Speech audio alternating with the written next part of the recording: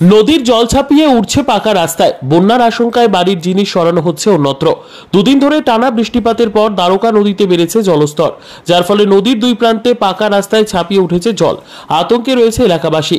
সোমবার সকাল 9:30 নাগাদ কোট গ্রামে পাকা রাস্তার উপর ছাপিয়ে উঠেছে জল।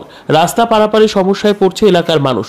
মূলত শনি ও রবিবার দুদিন ধরে টানা বৃষ্টিপাতের পর রবিবার মধ্যরাতে মল্লারপুর থানার অন্তর্গত কোট গ্রামে দেখা গেল বাড়ির মধ্যে জল ঢোকার সম্ভাবনায় আতঙ্কে গ্রামের মানুষ বাড়ি থেকে জিনিসপত্র অন্য জায়গায় সরিয়ে রাখছে। ঠিক তারপরই আজ অর্থাৎ সোমবার সকালে দেখা গেল দ্বারকা নদীতে জলস্তর বাড়ার কারণে কোট গ্রামে পাকা রাস্তার উপরে ছাপিয়ে উঠেছে জল, যার ফলে রাস্তা পারাপারে সমস্যায় পড়ছে এলাকার মানুষ।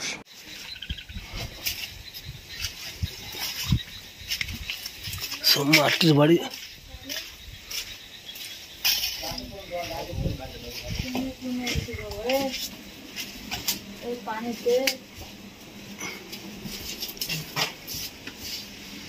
এইসব মাটির বাড়িতে সে সিমেন্ট ভরা আছে, সব শেষ হয়ে গেল। সব পেছন অব্দি পানি চলে গেছে তো ভাই, পেছন অব্দি সব রসে গেছে।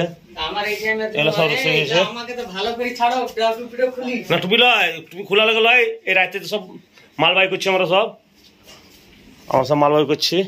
ইনার বাড়ির যদি কিছু সেরকম কিছু হয়, সিমেন্ট গুলো এখন সাইডে রাখা করেছি।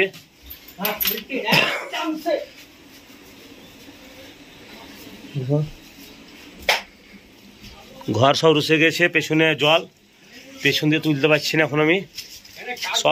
সব রুসে গেছে।